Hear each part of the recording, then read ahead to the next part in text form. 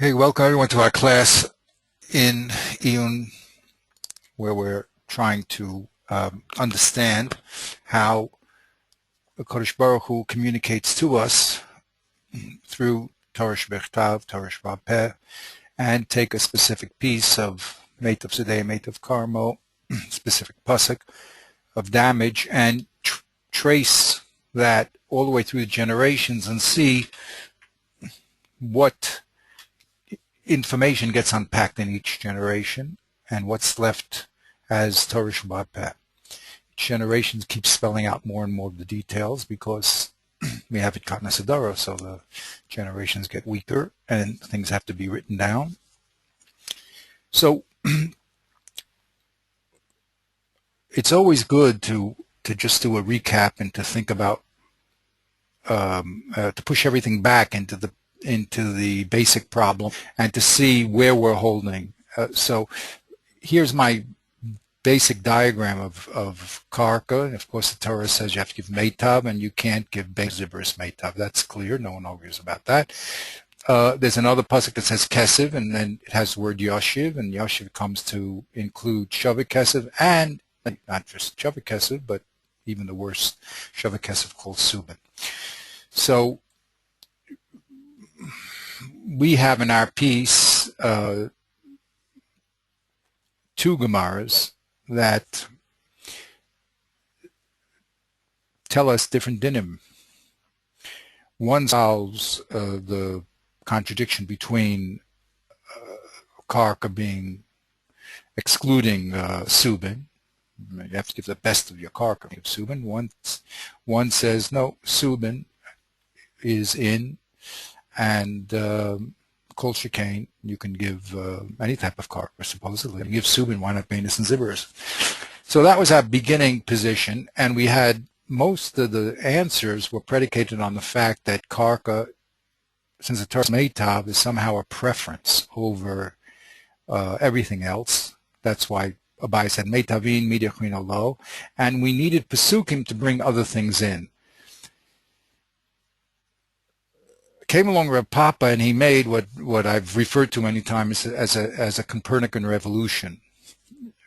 And looked out the window and saw the sun go around. The sun goes around the world, the Earth, and he, because of a certain kasha in the planet of Mars, changed the system and said, no, actually the Earth goes around the sun.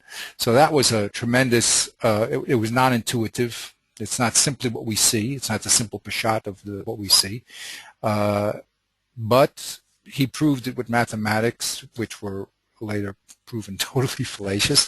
But anyway, the reality is the reality, and he was correct as far as the reality is concerned, not what we see. So why do I always bring that up as an example? There's the pashtus, what your eyes see, and there's the truth that sometimes goes beyond what your eyes see.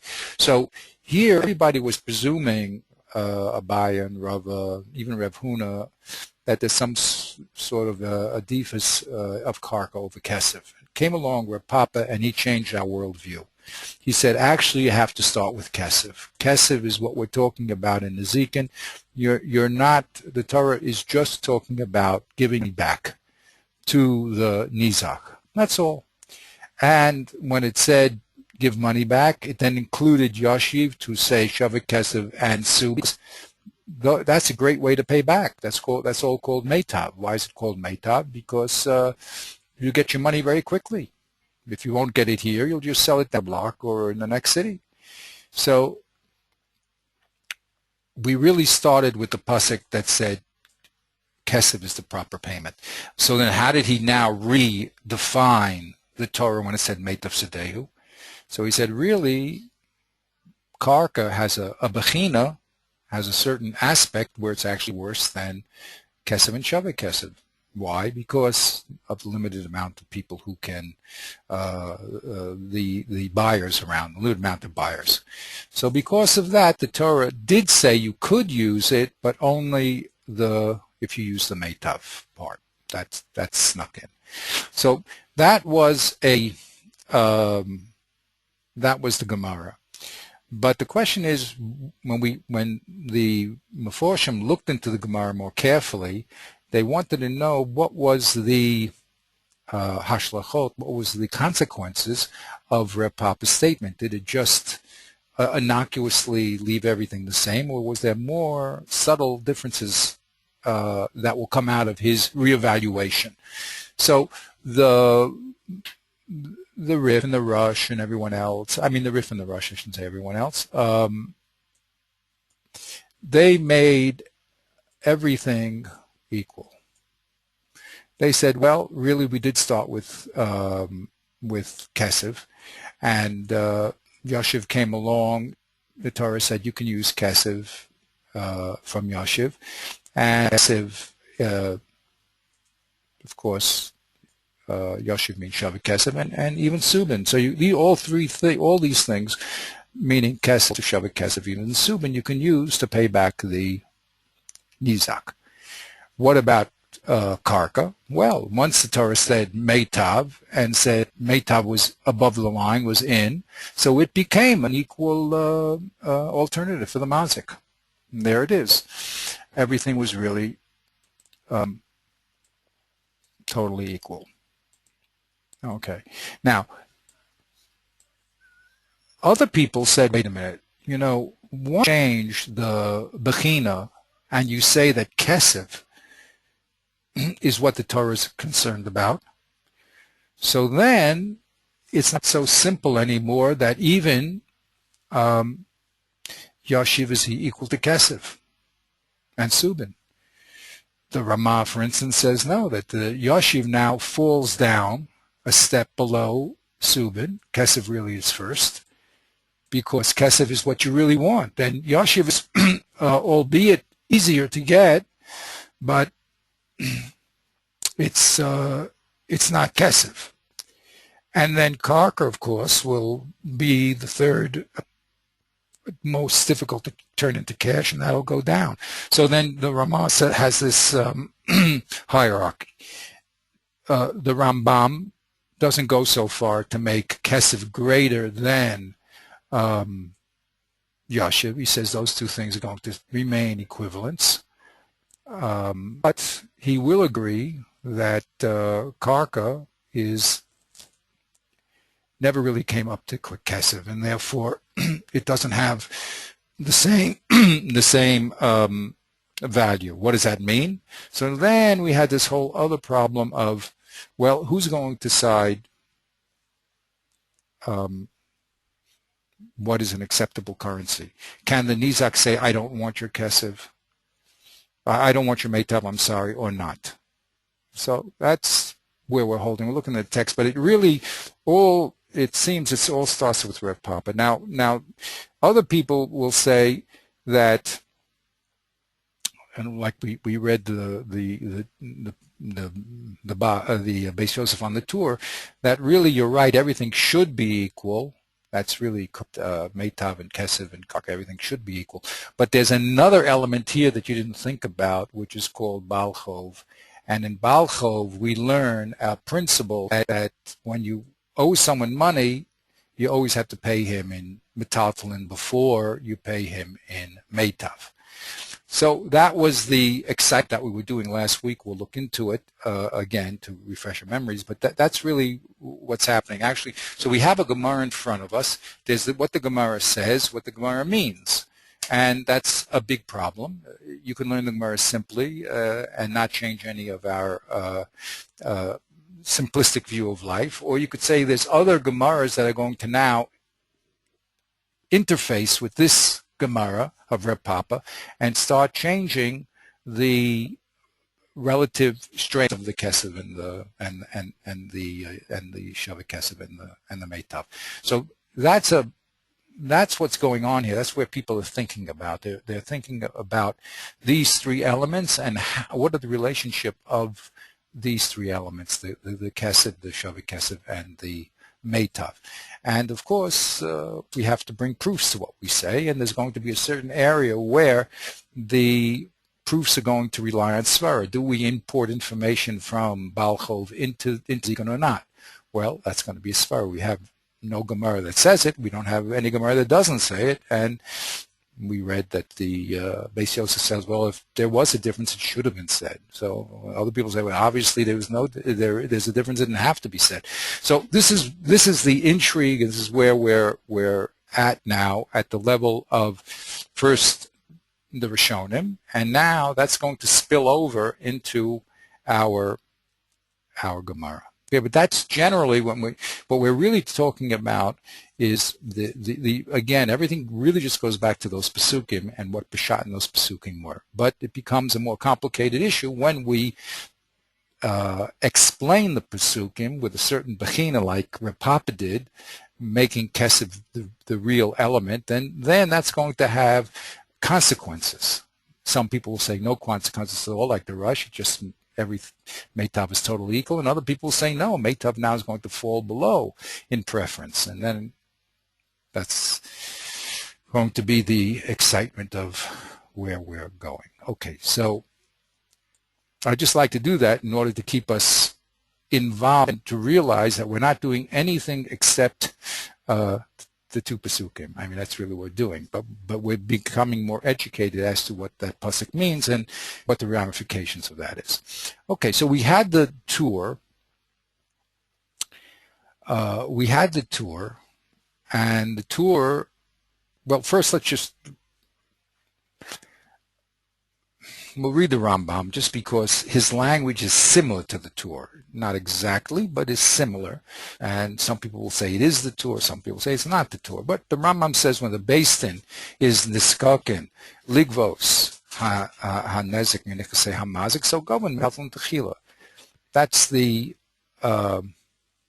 big chiddush of the Rambam, that the Beis Din collects for the nizak from metalton before karka.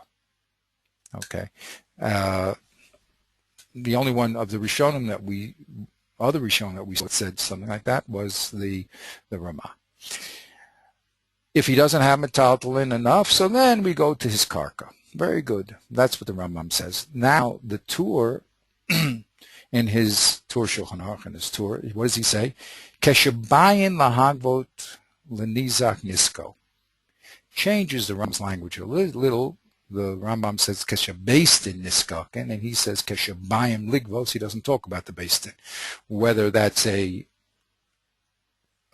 quick paraphrase or whether that's significant, people are going to make hay out of that. But again, he says Rowan im yesh lamazik metaltalin. The first thing you do is see if the mazik has metaltalin. If he does, then you don't go down to sell his field. But the mazik gives metaltalin. Okay, so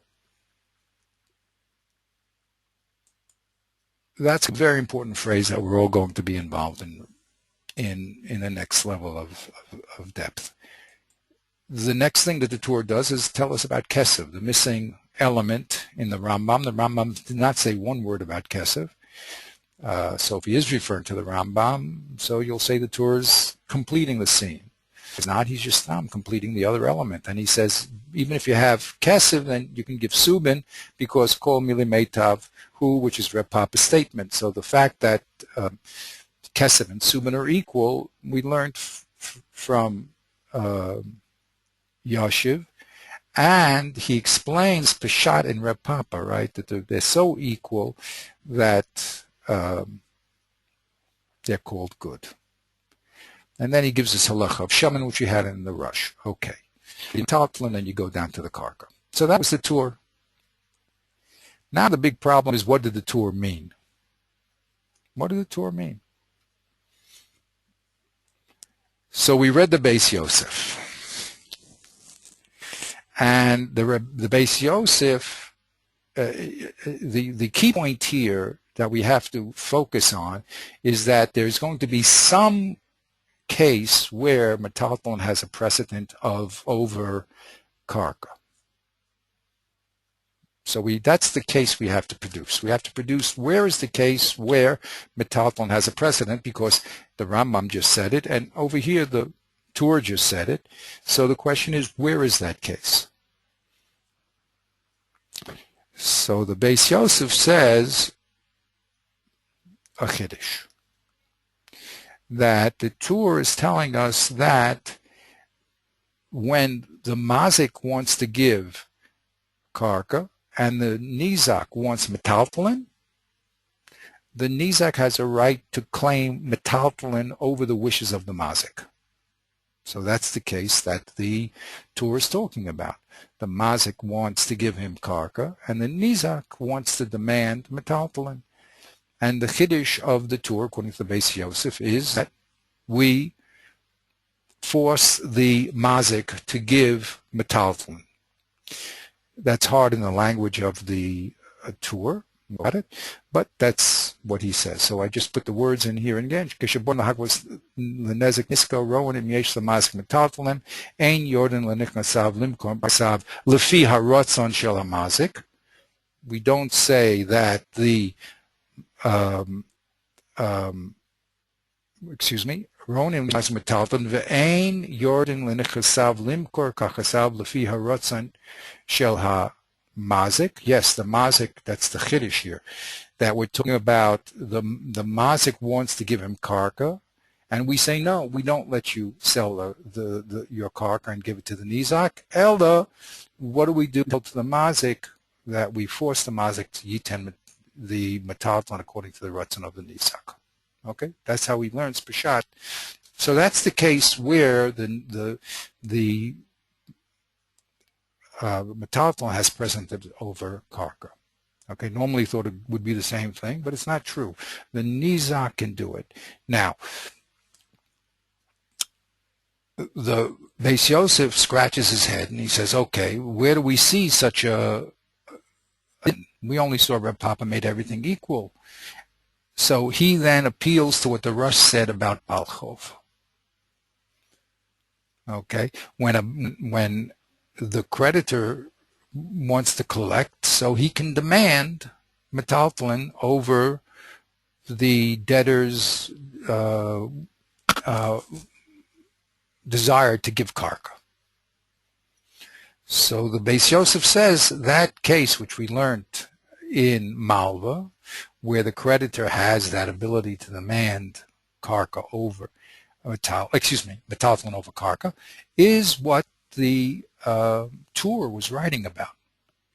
He does not talk about the Rambam at all here. He blames it, or he attributes it to the Torah. He's only talking on the Torah. He says the Torah learned this din that the nizak has a right to say, that the mazik has, that the nizak, has a right to say, give me your metaltalin, I don't want your karka. From the case of Malva, we can say, give me your metaltalin, I don't want your karka. Fine. And he, of course, admits the fact that the Rosh himself was very clear that that's a special din in Malva. It has nothing to do with Nezikin. Because in the case of the Malva gave money. He has a right to demand money back. That has nothing to do with Nezikin. But he says, since that's the Torah's position, and since the Gemara didn't make such a chilek between the two cases, and it should have, so that is the din in the Torah. Okay, up to here. Yep, that was a good review. Okay, good. That's what happened. Okay, now adds the Beis Yosef that what did the Torah mean of a fil sheish lo kesef yochel l'shalom v'isubin? Why to call it who? He says that's the halakha Papa. That really we're holding like Reb Papa, but when it came to in other words, that kesef and metaltalin are equal. But karka is the one that's the odd man out. If the mazik wants to give karka here, then the nizak can reject it. But if the nizak says no, it's metaltalin, so the mazik can give kesef metaltalin. That was never a problem. The only problem is karka. The nizak could say, I don't want your karka, just like the malva can say, I don't want your karka, because we have a precedent there in Balchov, and Nezikin is just a Balchov. I just owe you money. I don't owe you the thing. After all, if I damaged a cow, I'm going to pay you back with meitav karka. It has nothing to do with the cow. Or I'll pay you back with little coins. So we're just talking about a balchov, the the base Yosef will claim the Torah is saying, and therefore you have the sin of a balchov. That's what the Torah did. Fine? Yep. Good. Oh, now we skip down to what we did last week, which was the Bach. The Bach comes and argues with the Beit Yosef and Peshat in the Torah. And he says very respectfully, Rabbi Yosef Kara, you missed the point completely. Your Chiddush is totally out of place. The Rush, as you admitted, never said that there's any preference in Nezikin of metaltalin over karka. He never said it. He said that was in Balchov, and therefore there's no connection. And the Torah never meant it to be a connection. So how did he read the Torah? The standard way we always read. Okay? The standard way we always read. How did he read it? And so I wrote in the words here. Keshabayim lahagvon, this here's the Torah. Keshabayim lahagbot lenizak nisko ronim yesh lamazik metaltalin. You see, the mazik has metaltalin. Then ein yordan lenichasav limkor karkasav lefi haratzon shel hanizak.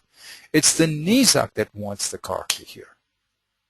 And we don't listen to him. He can scream and yell meitav sadeu all day long, but we know that the mazik has a right to give metaltalin.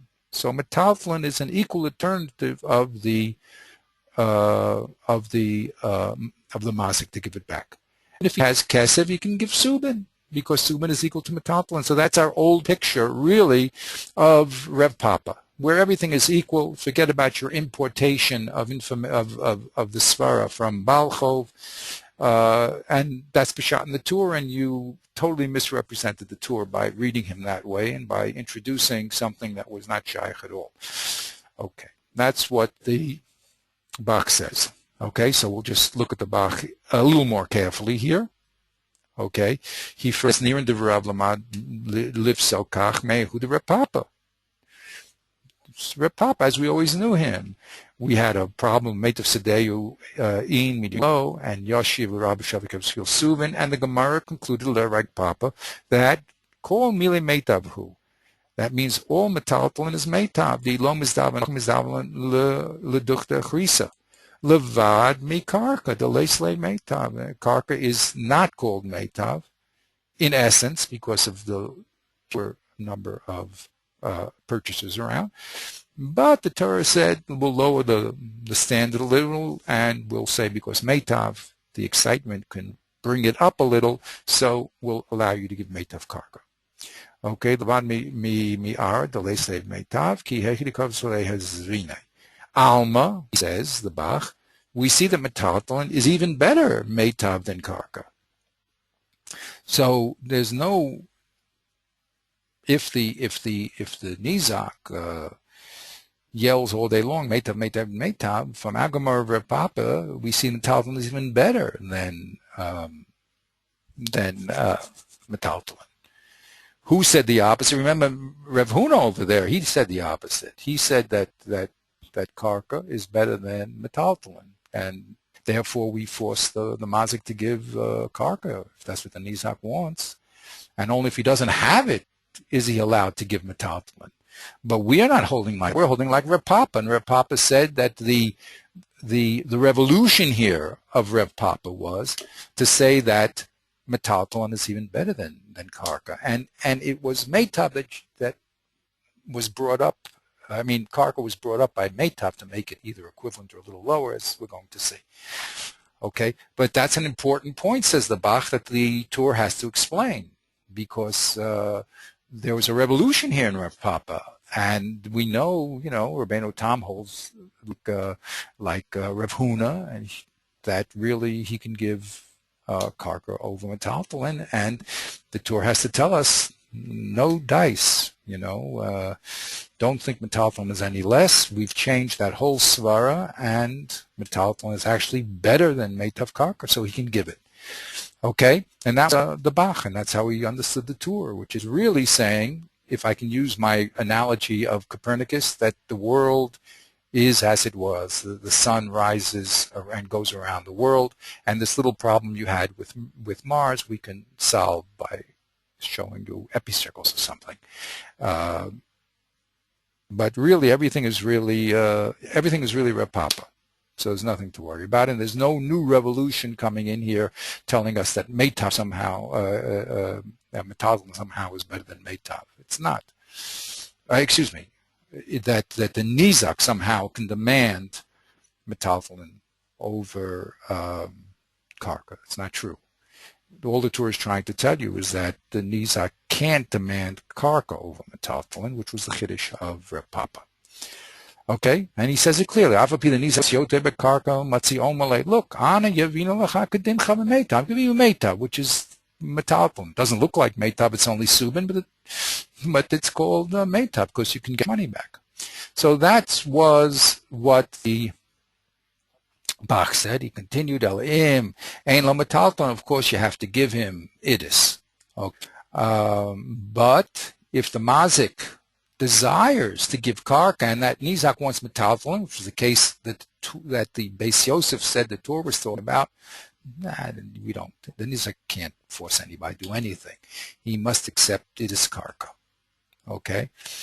And that case, he explains, whereas the Beis Yosef says that's the case we're talking about, the Torah says we're not talking about that case, we're talking about the simple, the Nizak wants Karka and the Masek wants Metalton. Okay, that was it. And he says, of course, everything I wrote is not like the Beis Yosef, and who learned differently than I'm learning. Oh, but this is very important. And he says the Mazik has Yad Yona, like the Rav Hamagid in Reish Perech Halach of Chova and Perech Ches in Niskei Mammon.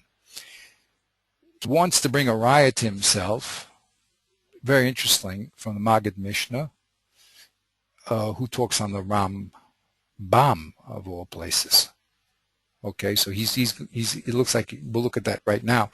It looks as if he's now going to explain the Rambam according to the Maggid Mishnah, which is also that we're talking about a case where the Mazik wants to give Metalton, and the Nizak yells Meitav, Meitav, Meitav, and Allah is not like that. Okay, that's what we did more or less last week. We can look a little here at the Maggid Mishnah. I'll copy out the digital text. I have him here. Okay. What's the Tosfos? Where's my... Oh, gee. The Maggid Mishnah is not here. The Maggid Mishnah is here. Because he's a region on the Rambam. Okay, go down to the end here. And Maggid Mishnah. Joseph. Just get the Maggid Mishnah open here. Nicely, I probably did somewhere. That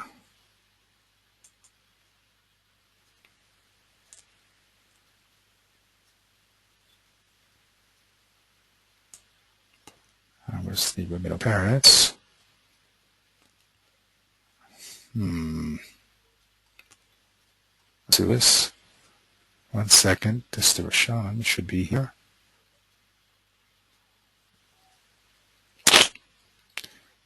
I should have had him open.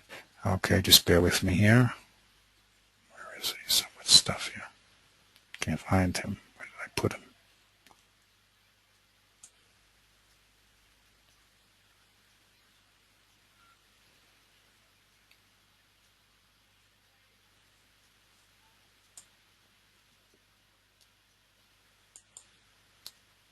There he is.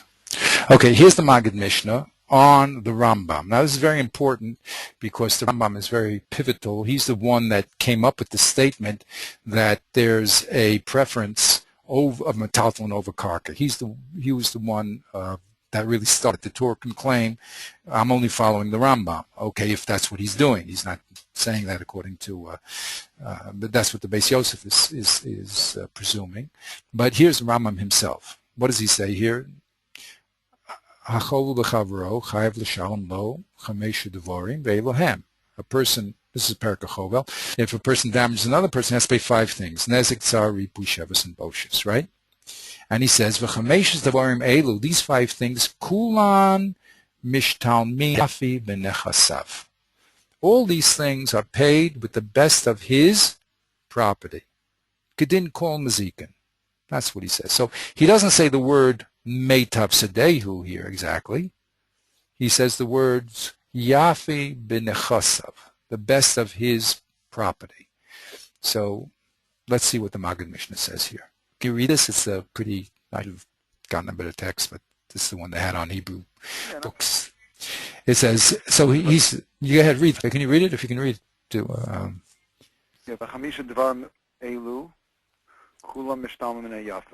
that's a quote from the Rambam. Mm-hmm. Pirish. She'im ba hagavoso karka, if he's going to collect from him karka, noisein loi min hayafa. He has to give him from the yafa. Magbala min metaltalin afilu subin meitavhu.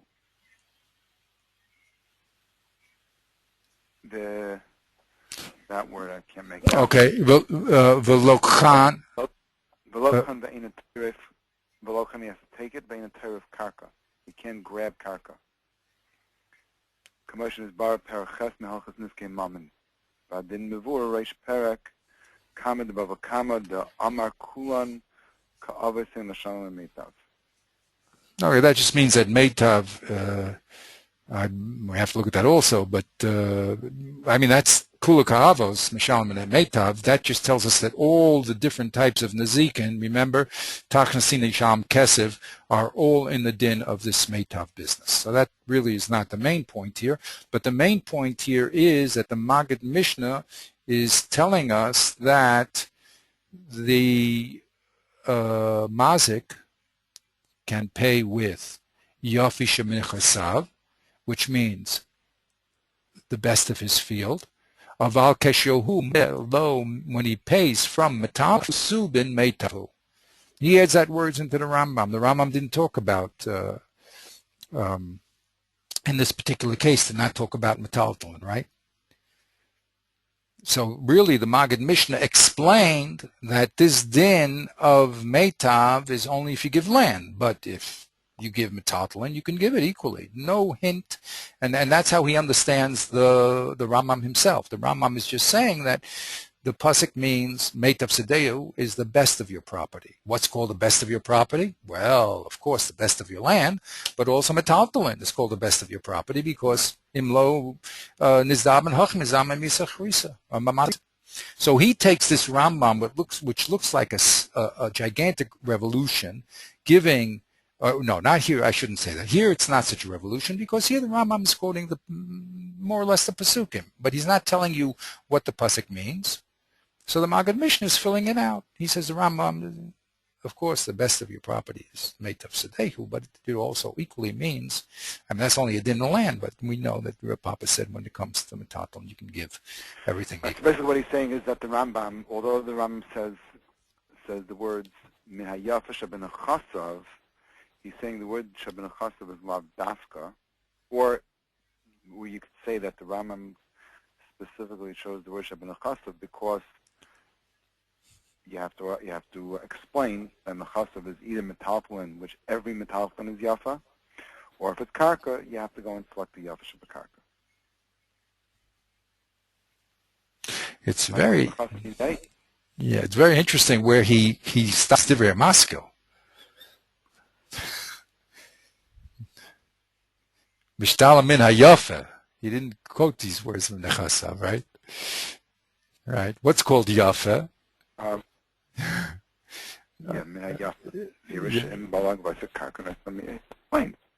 Right. So he doesn't say the word nechasa. Okay. Yeah, but I'm just saying because to him yafa, nechasam is a word sort of is a minor theme. It's in the background. The most important thing is yof, whatever's yafeh. What's yafeh? So when it comes to land, which is also your property, so you have to give the best. And when it comes to shavikesa, which is also your property, although it's not land, but it's called neches. See, what does neches mean? Land, or does it mean, metaltalin also?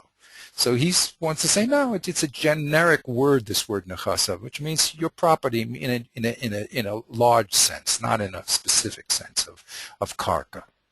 Okay, so now what's so nice is everything really is up front. But no one's hiding any sources, but you have to read them. So let's see what he says here. There's also a Maggid Mishnah here. But I don't know. There's a Rambam. This is Hilchos Geneva, but it's just interesting. In Geneva, I just found this in Geneva. What does he say in Geneva? Because a Ganav is one of the 24 Nezikim.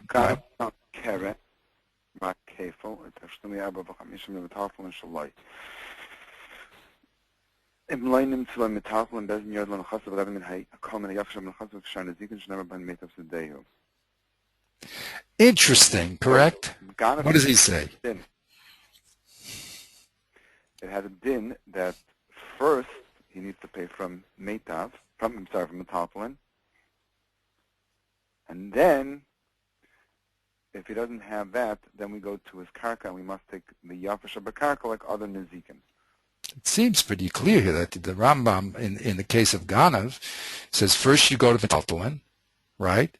And only when he doesn't have metaltalin do you go to the land. Okay? Right. Okay, now, very interesting. Maggid Mishnah doesn't talk about our little aspect, but there's another Maggid Mishnah here. I just thought that was, the Rambam the difficulty with the Rambam is, not difficulty, but the real Rambam is he's one whole unit. He's one person with a vast knowledge, and he writes it and compresses it all down into a new book called Mishnah Torah. So you really have to understand him in his own language. Like we learned in Der Tfunos, every Mechaber has a certain style, certain way they use language, and you have to understand the style of each one. So the Rambam has a certain style. He doesn't talk about Kesef anywhere that I found in the Rambam when it comes to Nezikin at all. He talks about this metaltalin, and he keeps calling it, and then he talks about Yafi Shemina Chasav. So those words we have to define. What does he mean? So that's the. But here is the other Maggid Mishnah that the Bible quoted. Okay, and this is the language. Do I have the other? Well, we'll start here. I think we have to go to the next. Let's just read it here.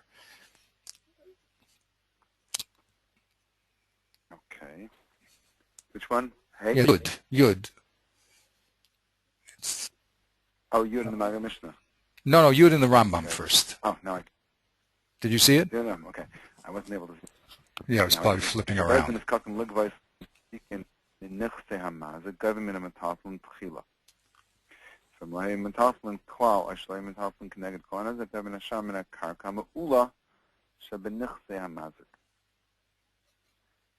So it sounds like very similar to the Torah, right? Yeah, very similar to the Torah. First he collects metaltalin, but if he doesn't have metaltalin at all, or he doesn't have enough metaltalin to pay for the entire damage, then you collect hashar min hakarka. In other words, what he's saying is you would mix it up. You would give him metaltalin for the amount of metaltalin that he has, and the balance, he would give him a karka ha'ma'ula. Now, he doesn't because exactly. He doesn't call it yaf. He changes the language, you see. He writes that's what he does. You have to understand. He knows what the Torah says, and he has his own language, and you have to understand those definitions. But clearly here he seems to be saying that the din is that you go to the mazik, and you have to claim metaltalin from him, right? And only when he doesn't have metaltalin, or not enough of metaltalin, then you go to the karka. Right. Seems that's the din. I mean, if I asked you just read it simply, that's what it seems to be saying. That there's a precedent of giving metaltalin over karka. Nothing to do with the Nizak ones, nothing with the Mazik ones. It's simply, that's the din. What do you want? That's the din and base din. Okay, that's our piece. Okay, and there is here. Oh, wow. Where is it? Here's the Maggid Mishnah. I'm flying up and down here. Yeah, I don't see it flying up and down so fast. Yeah, no, it takes time to, to communicate, to get to you. To refresh. Yeah, refresh, yeah. I'm trying to stop the,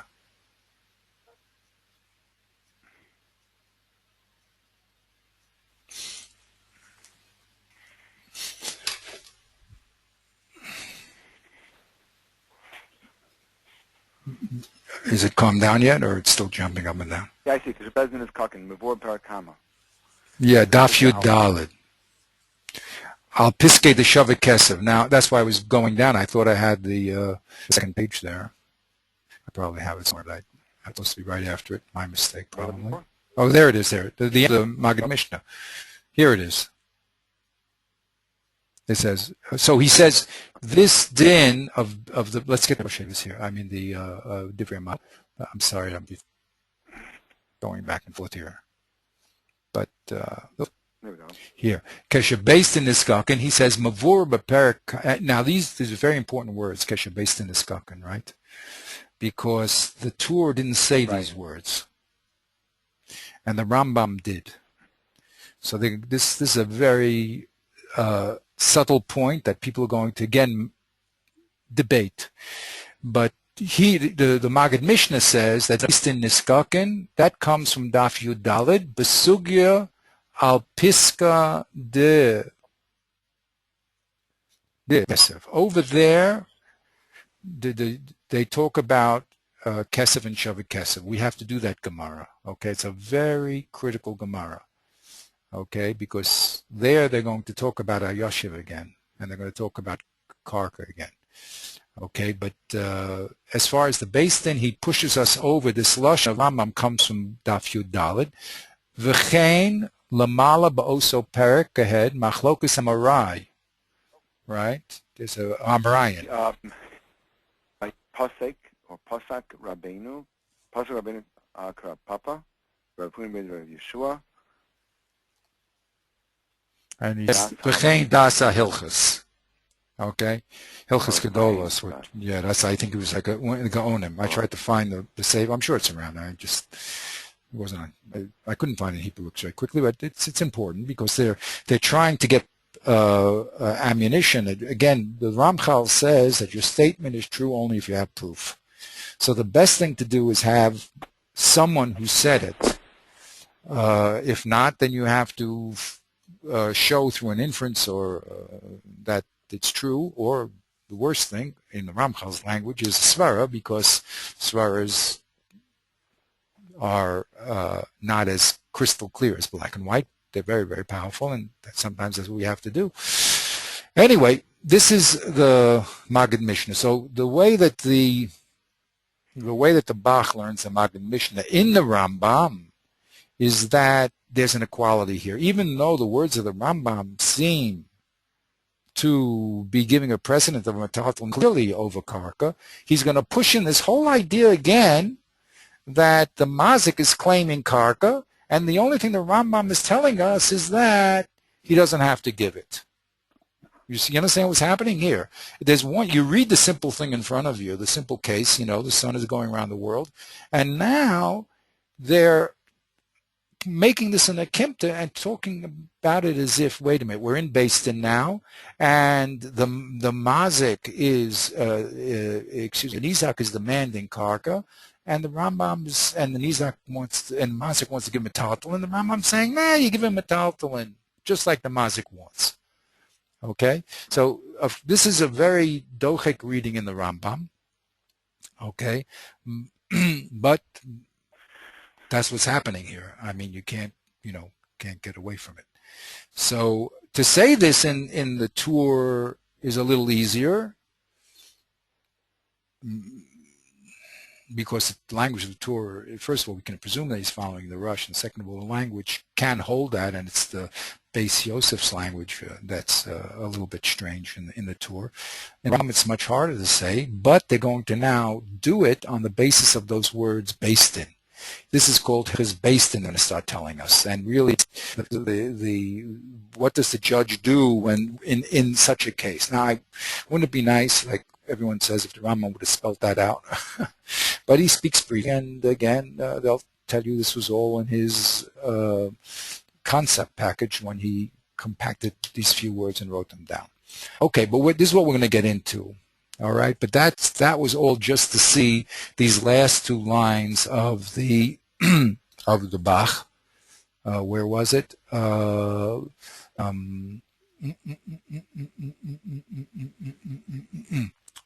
He says it's not like the. Oops, where am I here? Sorry, I went too far down. I went to the Shulchan Aruch too fast. Okay. That's what he says. So here's the end of the Bach we just read.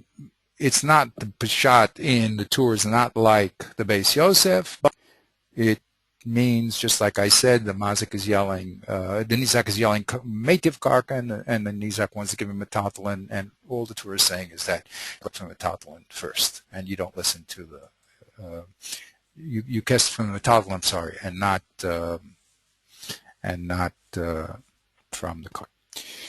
And he brings what we just saw in the Maggid Mishnah, Rosh Perek Kebel and Perek Chesed Miskei Mammon, which is this thing we just saw about from the Maggid Mishnah is on the Rambam, so he's now putting the Rambam in the picture here and saying even the Rambam doesn't hold what you say, and I can prove it because of what the Maggid Mishnah says. So that's what we accomplished, or what the Bach accomplished. Okay. Now, let's read the Drisha. The Drisha also is going to agree with the Bach and attack the Beis Yosef. So the floor is yours. And all these people we said lived at about the same time in Poland. What?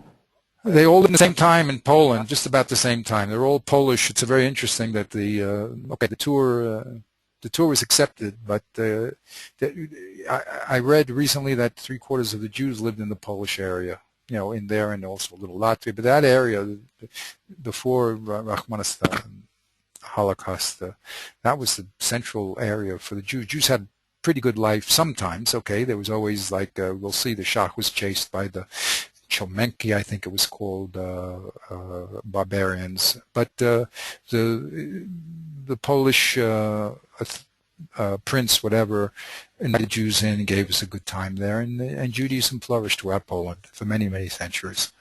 My family goes back to Lumja. Through some strange consequence, my family goes back to I have a tree that goes back to 1730 in Lumja, of all places, a little town. My uncle Bill redid the Beit Kvarot there, and for that they went into the archives and they gave him a family tree. So Poland was a very, very central center of Yiddishkeit for centuries. Okay, so and all these people, even on the Shulchan Aruch, they're all Polish. They're all I mean, they're Jews, but they from Poland. Anyway, here's the Drisha.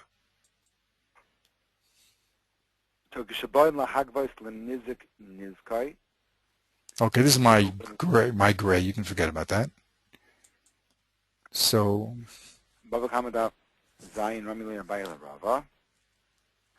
Ayin Bach, Shevi. Okay, we just read. Yeah.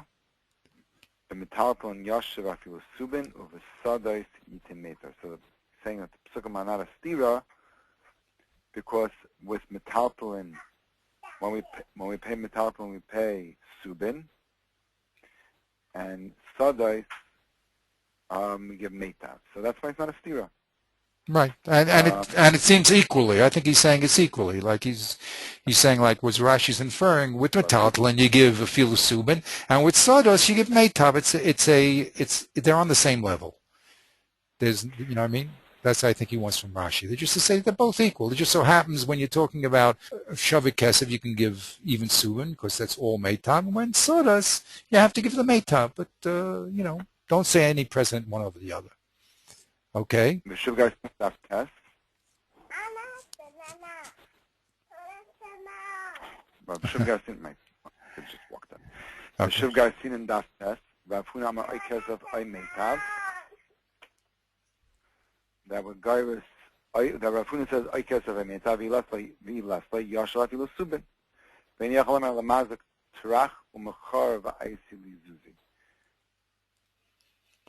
So it's true that what? That really Meitav, Kesef and Meitav is first and Subin is only second. But you can't force the mazik to sell the subin. Okay, what he wants from this, I'm not sure, except maybe he wants to show that the nizak never has any power in this say. According to Reb Papa, he definitely doesn't have any power. He's just meitav karka or subin, like Rashi said. And even Rev Huna doesn't give the nizak any power. I mean, to tell him to go get Kesef or something like that. That's what I think he wants there, but I'm not sure. But I don't know why he brings in Rav Huna here, but that's one possibility. If you can think something else, you're welcome to. Anyway, because of a toes, the harash, go ahead. Okay,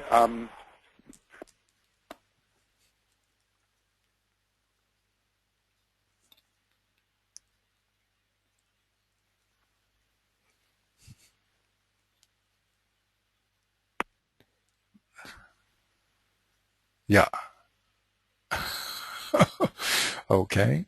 Children, Baruch Hashem, are acting up. 1 second, I'm here. I know. You have to take care of the little one. Okay. So I think from this second line here, we're going to see why he brought both Rav Papa and Rav Huna, just to say that the Rif Pesachs like and the Rush, and the Tosfos and the Rush clearly say that the Rif holds like Rav Papa. So if you had any doubt about the halacha, he's bringing to you right here, just in case you don't remember the Gemara after studying it as much as we've done it. Okay. Okay, I'm back. Very good. I think we'll see now why both Rav Papa and Rav Huna in this line. V'katvu hatosfos v'harash.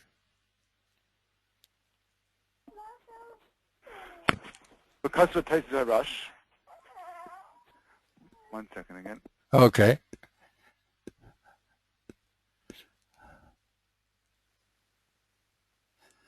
Because of Tosus HaRush b'shem Harif, the halacha garapaba, the swarle metalton made of mikre.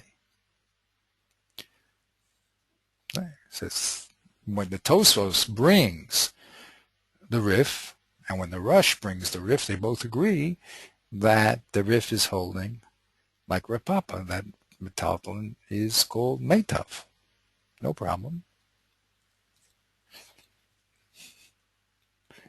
The Rush and the go ahead. Okay, I'm back. Very good. Again, because of Taisus HaRush b'shem Harif, the halacha kara papa, the sfira the metaltally meta mikri.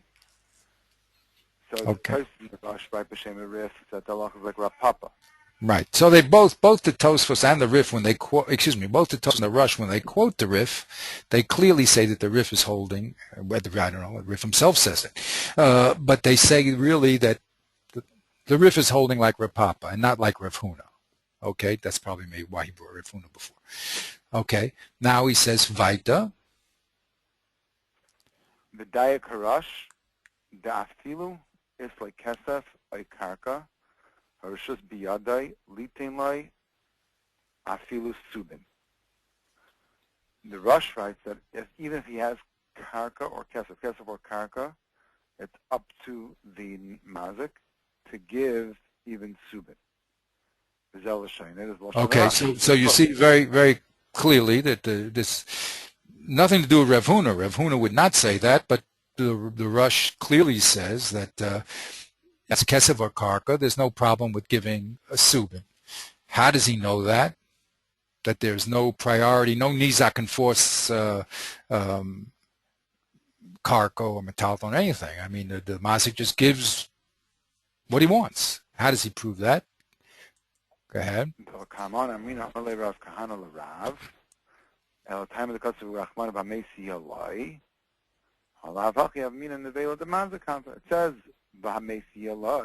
we saw, says V'hamesi Alai, without V'hamesi Alai, I would have thought that the nevela belongs to the mazik. Right? Because you want the pasuk, the people over there were saying a Mesilo comes to tell me that the nevela is to the nizak. Right? So it must mean if I didn't have a Mesilo, who would get it? Who would get the nevela? The mazik. No, that can't be. Right? Yeah. Right. Hashta'i Isla L'didei Yohevlai, if he had his own. So he would be able to give it, Dama Yashapilus Subin, Nevela Didei Mibai. Do we need to say that the Nevela belongs to the Nizak? Right.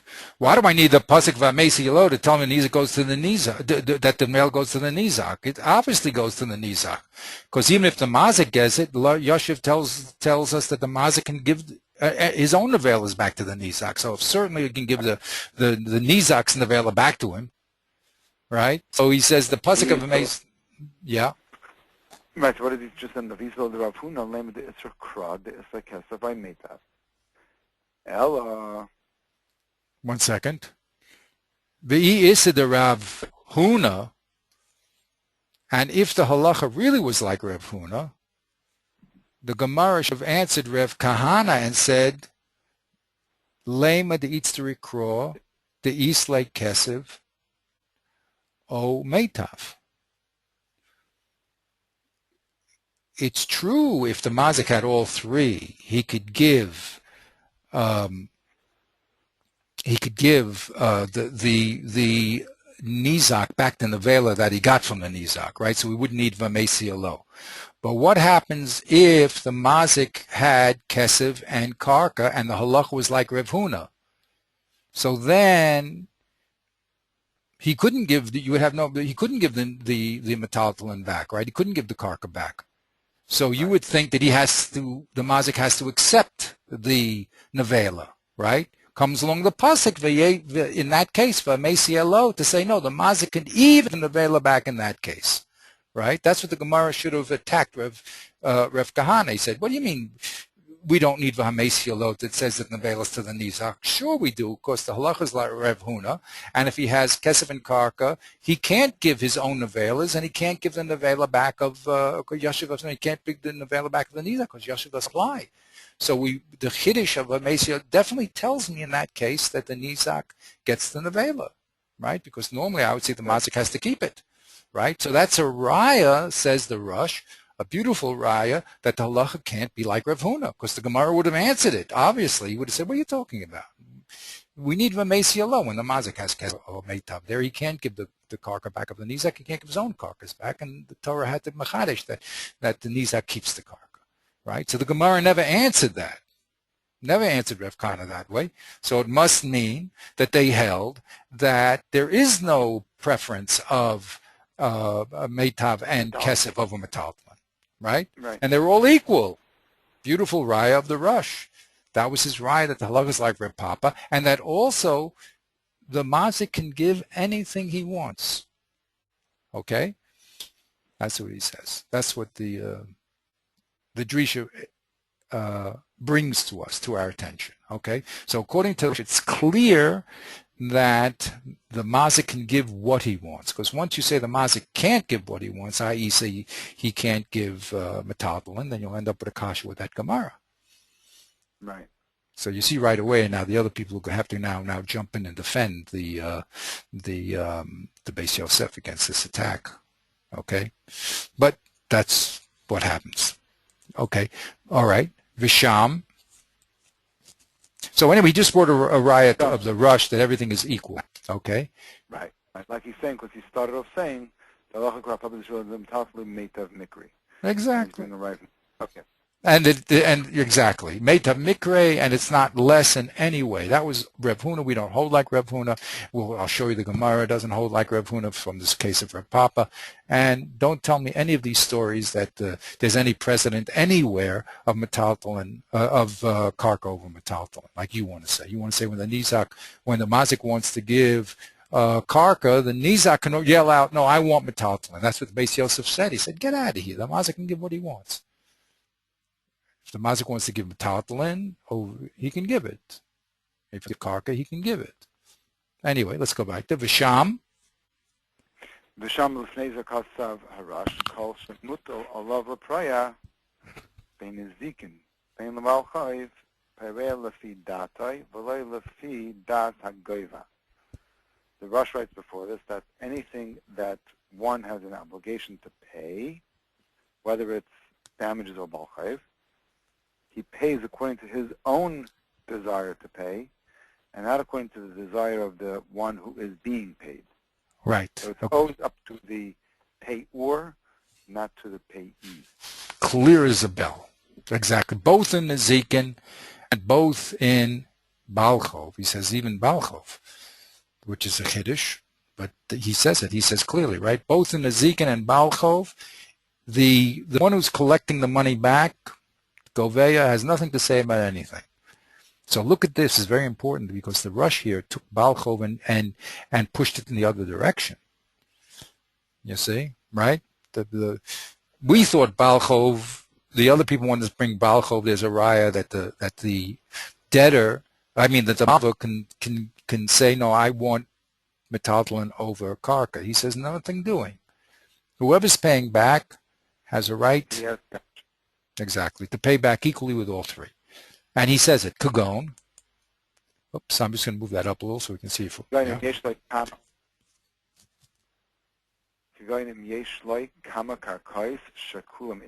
example, if he has many, many fields which are all idis, so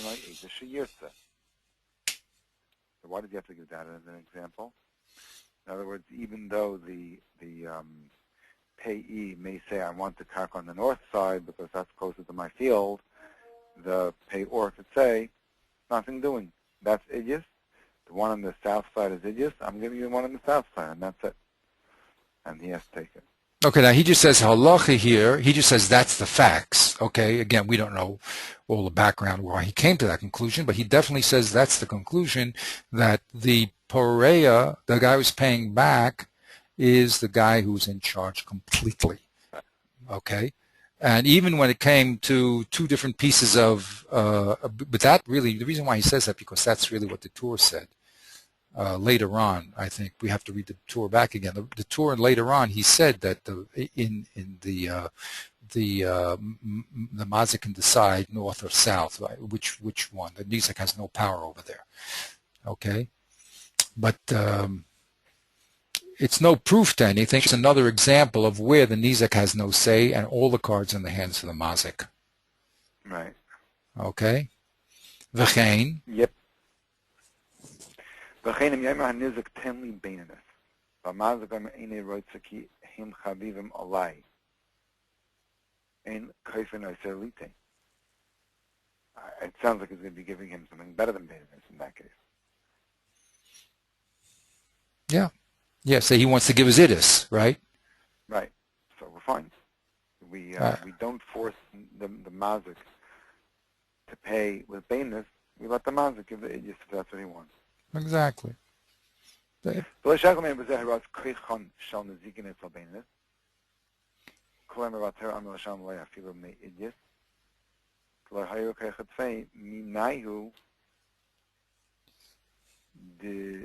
Sham.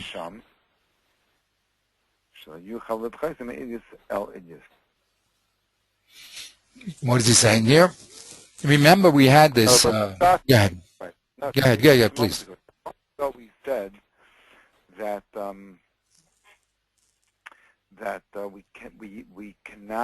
we do not give preference to the payee as to which karka he gets.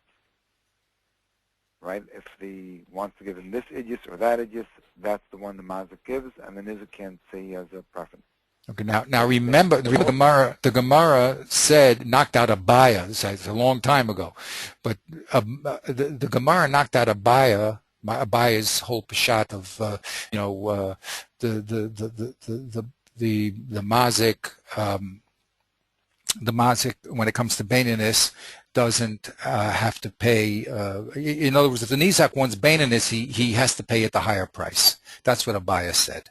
So the Gemara said, wait a minute, your Horace Kocho Shel of the Nizak, and the Torah says Meitav Sedehu.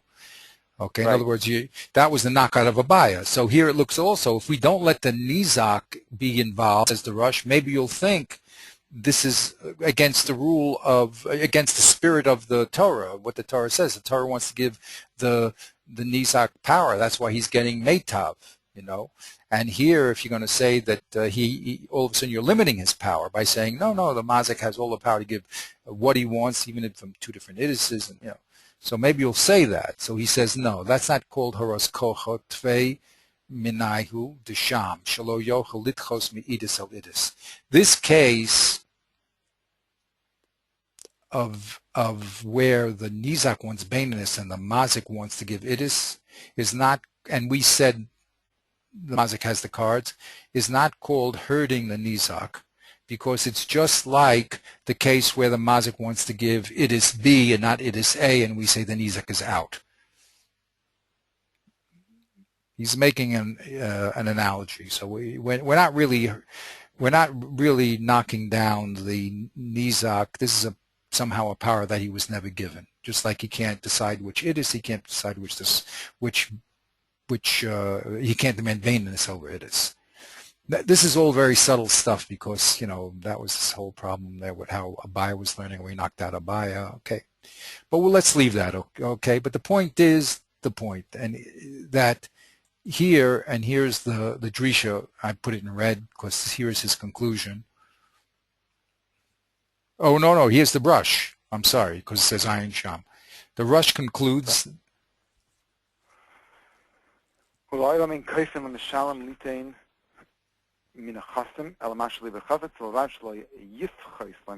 give whatever he wants as long as he doesn't give less than the receiver is entitled to. I.e., Baininus or Zebras. As long as he...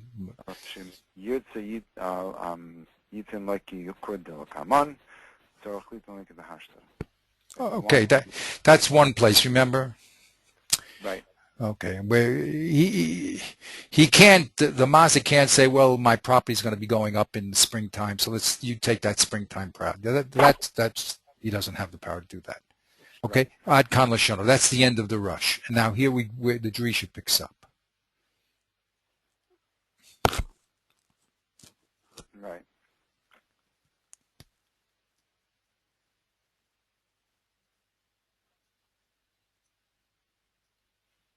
Hello? Yeah, the screen is jarred. Yeah, pick it up. Vinilmad? Vinilmad. Nimashkos the Habrera biyad hamazik. So it comes out that its choice is up to the mazik. The imyeshloi biyad, the imyesh biyad kesef by idis, or just biyad the litzim shava kesef hafilus tubin. Mashkos of a rationale.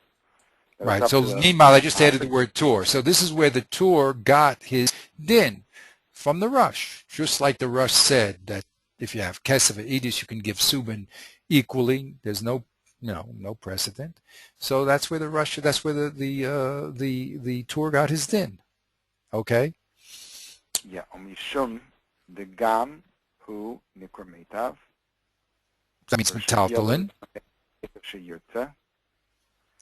And because metaltalin is also called meitav, and the rishus is up to the mazik to give whichever meitav he wants, that's why he gives even metaltalin. Exactly.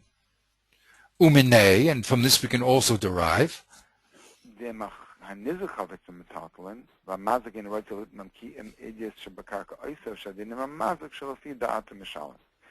Again, it's up to the mazik to give which form of payments he wants, as long as it's not worse than what the nizik is entitled to receive. Exactly. Vaf. Sheharash kosav be leiva umalve. Shal b'shagam hal leiva data mishalem. Mikol Malcolm. Yeah, it's actually. Even though it's up to the leiva to pay, however he wants. And right to malva metalplin hadin ima. So malva wants metalplin, he has a right to request metalplin. So that's a preference. So he's saying he's the only one that has a preference. Exactly. Malva with metalplin and nobody else has a preference. Right. Shani Malva. Oh, I'm sorry. Oh, yeah, that's good. I'm sorry. Emo. Whoops. yeah, Kamosha Kosov Bereish Simin Kuf Aleph. That's the Tur. The Tur writes that the Malva has that right. The Malva does have a right to say, I want you metaltalin. Okay, but that's only a localized din in Malva. It has nothing to do with Nazikin. Right? As he's going to say. Right. Continue. Shani Malva. Shani Malva. The Hilva lo Kesef. Hilva lo Kesef. Mishum Hachi. Hachi Dinai Lachatchila Kesef Ayademelei Dahainu Shava Kesef. Mashenke Nizek Shadina Lachatchila Filas Zuben Kesef Idyas. V'kalavin, he says. Okay, so basically, look what he said. He said the Beis Yosef is, out to lunch over there. I mean, the Rush said this specifically. There's only one place that the person who is collecting has any power, and that's in Lova and Malva. That's what the Rush says. And he said clearly has nothing to do with Nazikin. And it was a fatal error of the Beis Yosef to push this in. I mean, even the Beis Yosef admitted that the Rush said it, but he tried to defend the Tur in his own word by saying, well, since the Gemara didn't make any distinction about it, so the Tur felt that was correct, even though the Rush didn't say it. So it looks pretty bad for the Beis Yosef over here. I mean, he also admitted that there was this only in Malva, and he said that the Tur was the one that decided that the Malva was equal to the Nizak, and therefore he gave the power to the Nizak to demand metaltalin over karka. That's what he says. Okay? Yep. Okay. And now he concludes.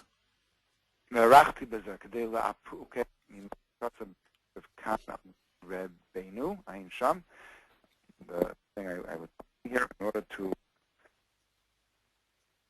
mafkir from the base of Rabbeinu. Mani Omer Sheme'olam le'olsa al das Rabbeinu le. What is that word? Lahavasan bazeh. Yeah, I think it means to give any. I hope that's not. I think it means. Lahavaya, it didn't have any life, being. We should have to check inside the text whether that's correct. But that's if it is correct, it means that it was never up to the das of Rebbe, the Tur, to conceive of such a thing, to make any, from the word from Hoveh, I think. Okay.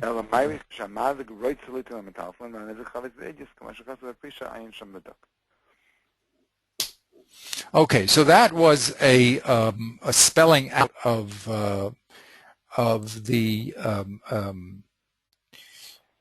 stira that the stira to the Beis Yosef. Okay, we just the Rush said it specifically in Balch. If you look at the Rush himself, so the Rush clearly only said that in Balchov. He said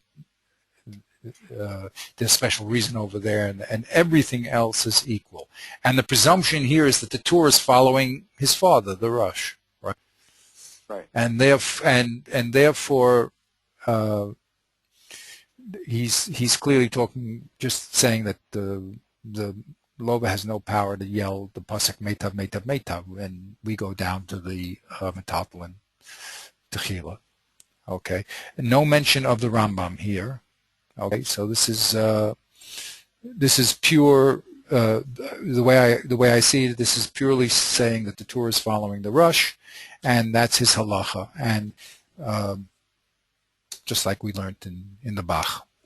Okay, so do we have a little more time? I think I'm going to stop here. Okay, let's stop. Next up at bat next time is going to be the Lavush, and he's going to defend the Beis Yosef. Okay. Okay, so to give you, I should send you the chart. I really worked on it. Let me show you this. What it starts with. It starts looking like this. Wow. Wow. We're going to have the Sma and the Bach fighting the Beis Yosef, Pshat Netur. The Ir Shushan is going to defend the Beis Yosef. This is how the Bach is going to knock out the Beis Yosef. This is how the Shach is going to knock out the Beis.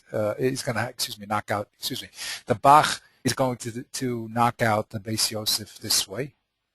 Okay, this is how he knocks it out. The Sma also knocks out the Beis Yosef. Then comes along Shach. He's going to knock out the Sma and defend the Beis Yosef, and then he's going to knock out the Bach, and he's going to defend the Beis Yosef.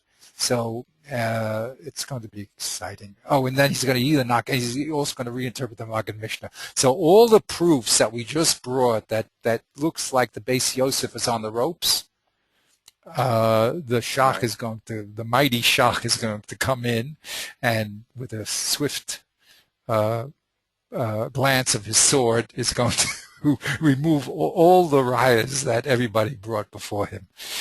It's pretty exciting. Okay, but again, once you're on this, that's it.